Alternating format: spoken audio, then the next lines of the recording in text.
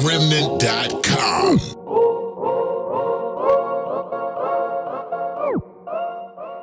Also been active as well, you know, in the last year or two.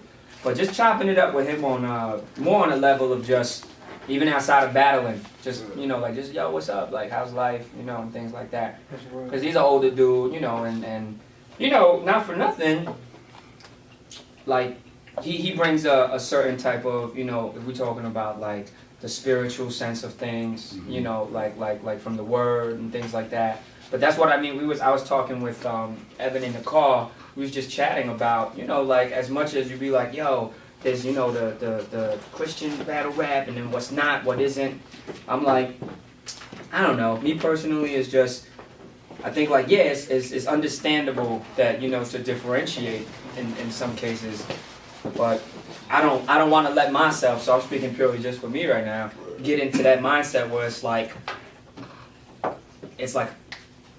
there's a difference in terms of the people.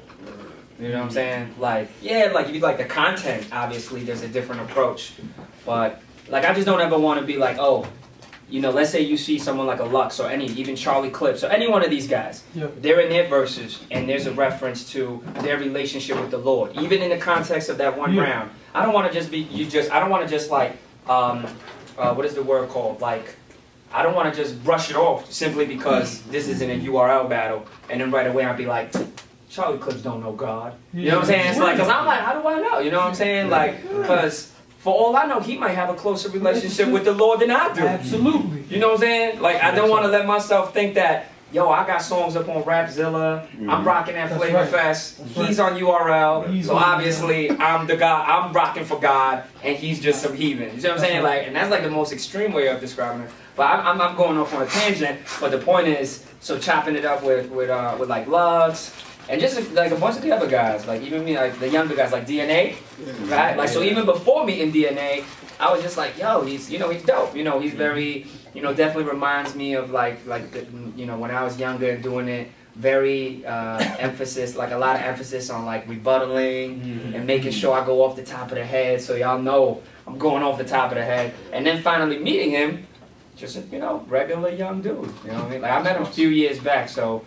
Even right now, I think he's only like 20, like in his mid-20s or something. Because when he first got in on like the grind time stuff and all that, he was only like 17 or 18. Wow. But then just grinding, like literally grinding over the years, you know, and being where he's at right now.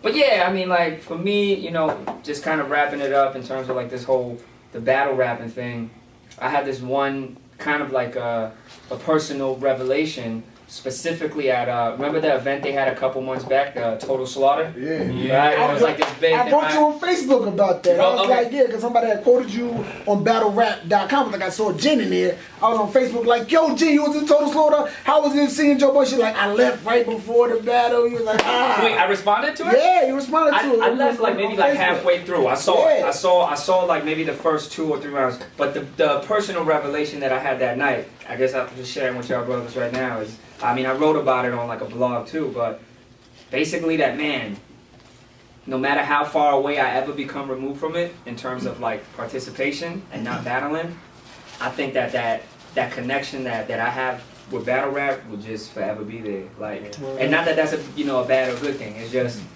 cause that night, man, when I walked away from Total Slaughter and kind of just soaking the whole night in, I was like, yo, man, battle rap as itself has come so far, right? As a culture, as a whatever you want to describe it. But then for me, I was like, what does that mean for me though? Like, what does it mean to you? I was just like, yo, it's taking you around the world. Like me, you know what I mean? It's taking me around the world. It's allowed me to experience some of the greatest joys.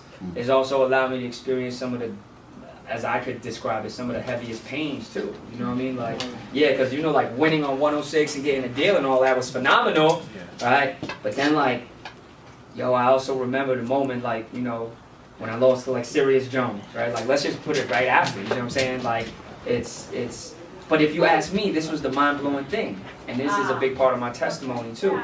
Between the two, which one do you cherish more, Jen? I will say this with 1,000,000% conviction. Yo, losing, whether it was to Jones or, I mean, when I lost to Iron Solomon, like around that same era, it was another thing that at the time tore me apart as a person. But now I look back, I'm like, yo, I feel like, not to discredit them, right, but kind of lifting it back up to a higher power, like, I feel like God used those two losses in particular, to save my life, in a sense.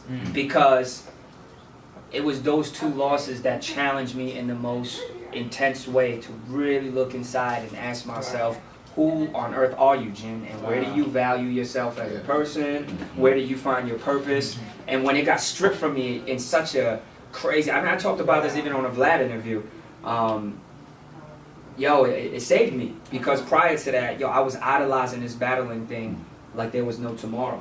And the craziest, scariest part is I didn't even realize it, right? So, yeah, so that's why, like, leaving the Total Slaughter thing, it was like a healthy thing. I was just like, yo, man, number one, I'm happy to see where it's going. You see these guys, because once upon a time, right, the mindset was, I'm a battle till I get a deal, and then I go on. Nowadays, that might not even be the case. Nowadays, there's dudes where it's just like, I'm just going battle. I don't even care about the deal anymore. You know what I'm saying? Like, I'm branding myself as a battler, and I'm just like, yo, that's dope. Like, I'm glad that, that these guys are, have a platform, like, so.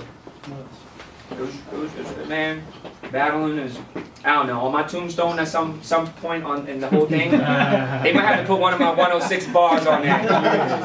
Like with the Dave rolling and maybe not the maybe it could be, maybe the Harlem Shake was, he thought the Harlem Shake was no, maybe not that one. I got one. Even Miss Cleo wants you making me. I got one that may be a bit more appropriate if we're talking tombstone action. Maybe you want to say he's Chinese, here's a reminder. Here lies the MC that was made in China. So like a little subtle note or something like that. Get that tattoo, Check your Timbs. And the beauty is, I don't even know if Timbs are made in China. It doesn't matter after that point. Somebody has DVR. Nobody went to Google it at that point either. They wasn't watching it. They are made in China? Probably not the real ones. But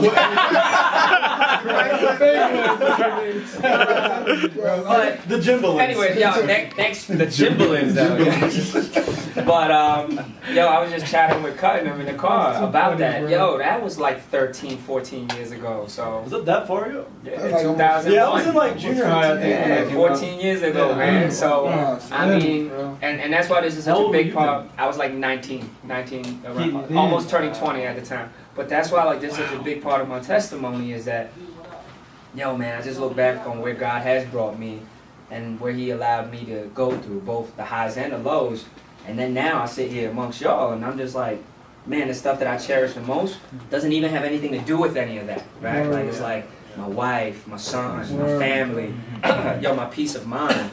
You know what I'm saying? Like, so, bottom line, God is good, man. So, and I know you guys will all agree with that. So, Loaded Lux just text me, talk about he might come through. Beloved. Beloved.